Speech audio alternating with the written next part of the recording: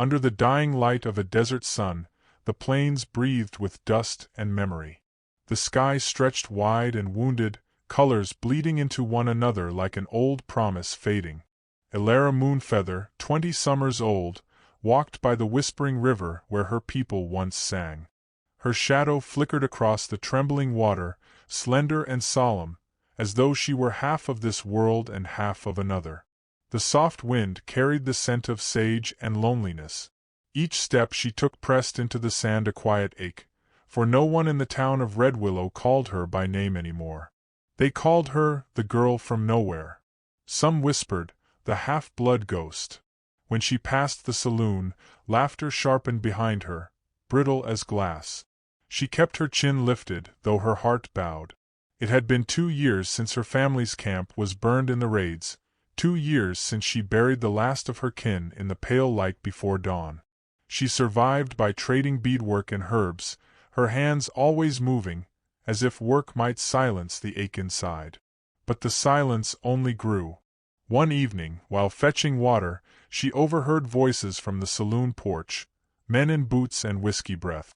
"Ain't no man in Red Willow foolish enough to take her," one said, and the others roared.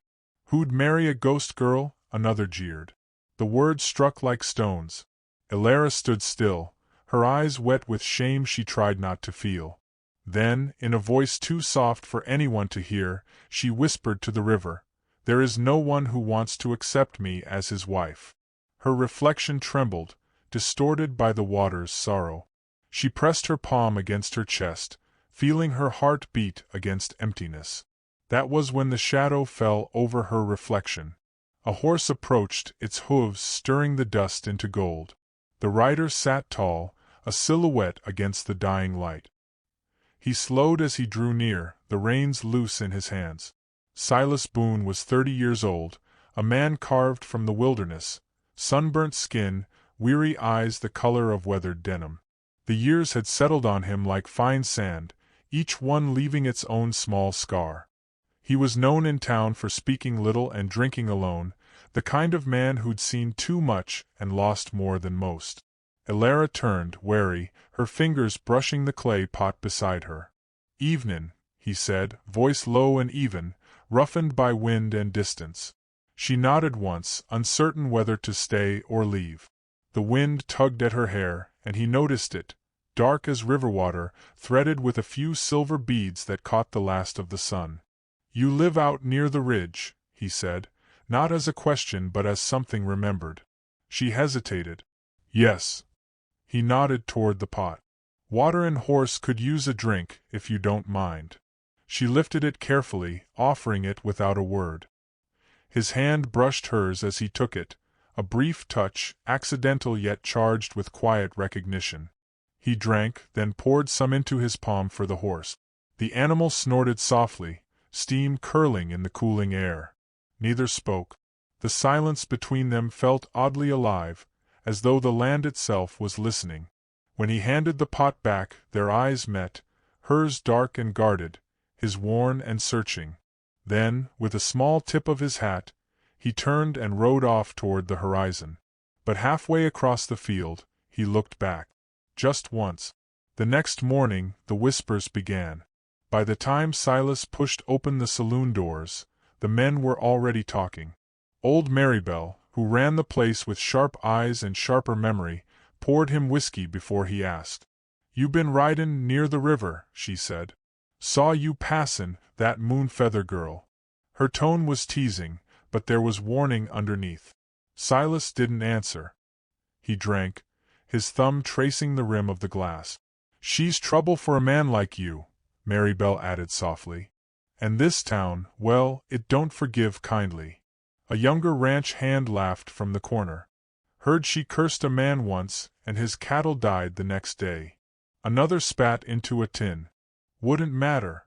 No decent man wants what ain't his kind." Silas set his glass down. The sound was gentle but final. "You boys ever wonder," he said slowly, "how small you sound when you talk that way?" His voice carried no anger, only weariness. But the room fell silent. He left soon after, the door swinging behind him like a sigh. That night, Alara walked through Red Willow for supplies. The air was heavy with watching. A mother pulled her child closer. Men tipped hats out of mockery rather than greeting. When she passed the sheriff's office, Amos Clay stepped outside, his hat low over kind eyes. "Girl," he said quietly, "best keep your distance from Silas Boone. He don't need more ghosts in his life."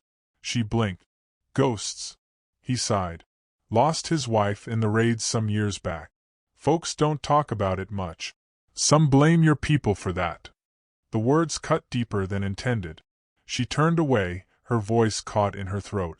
She wanted to tell him that loss knew no borders, that grief was the same in every language, but she said nothing. The dust swallowed her steps as she left. Days passed. The wind grew colder, the horizon sharper. One afternoon, Alara found Silas mending a fence near his cabin on the outskirts. The boards lay scattered, the scent of cedar thick in the air. He was bare-armed, sweat tracing down his forearms. When he saw her, surprise flickered through him, then something softer. "The storm last night tore half the fence," he said. She glanced at the fallen timber, then knelt to help without a word. They worked side by side, the rhythm of their labor steady and unspoken. Once, their hands brushed as they lifted a post, and the moment stretched thin between them.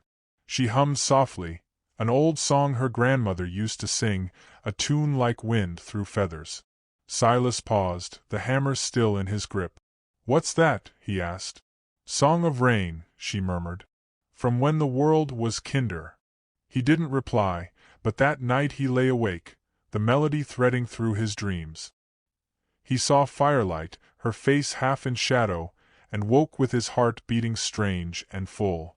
Then came the storm. It swept down from the mountains with a fury that bent trees and split sky. Lightning tore the dark open, rain pounding against the cabin roof. Alara's hut by the ridge shuddered, the roof giving way under wind's rage. She clutched her blanket, then ran, through mud and thunder, across the open field toward the faint glow of Silas's cabin. He heard the pounding before he saw her, a frantic knock, a cry barely carried through the storm. When he opened the door, she stood there drenched, her hair plastered against her face, her eyes wide and wild. Without hesitation, he pulled her inside. The firelight caught her trembling. He took his old duster and draped it around her shoulders. For a while, neither spoke. The wind howled outside, and the walls groaned as if alive. He busied himself with the kettle, pouring hot water into a tin cup, his movements careful. "You'll catch cold," he said quietly. She nodded, her voice small. "Thank you." They sat by the fire, the distance between them filled with the crackle of burning pine. After a long silence, she asked, almost to herself, "Why are you kind to me?" He stared into the flames. "Maybe because kindness is the only thing left that don't rot in this world." The storm lasted until dawn. When Alara stepped outside, the fields shimmered with new rivers, the air washed clean. But on the ridge, townsfolk had already gathered, watching her leave his cabin. Their faces were tight with judgment. By noon, the rumors had spread, words like wildfire, cruel and unstoppable. Silas met the sheriff's gaze that afternoon outside the general store. "You know what they're saying," Amos said quietly. "I do," Silas replied. "You could end it. Tell her to stay away." He looked past the sheriff to where Alara stood across the road, gathering her shawl against the wind. "No," he said. "I think I've stayed silent long enough." That evening, he rode out to the old camp by the river, where Elder Kiona still tended her fire.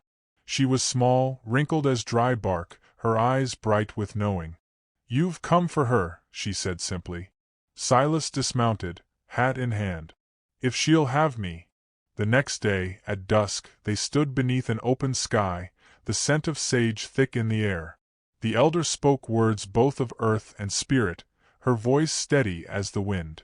Alara wore a dress of pale buckskin, her hair braided with white feathers.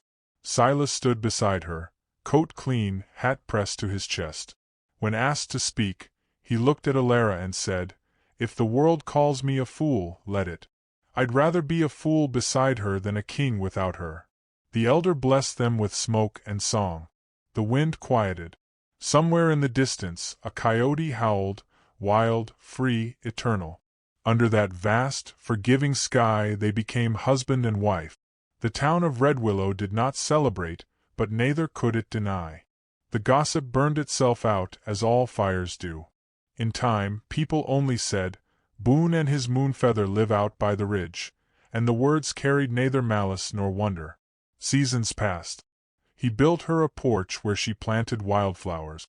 She sang while he mended saddles, and laughter, soft, tentative, began to fill their home. At night, when the world was quiet, she still kept the clay pot near the window, a small reminder of where her loneliness once ended. Years later, an old traveler passing through Red Willow asked about the couple who lived beyond the ridge.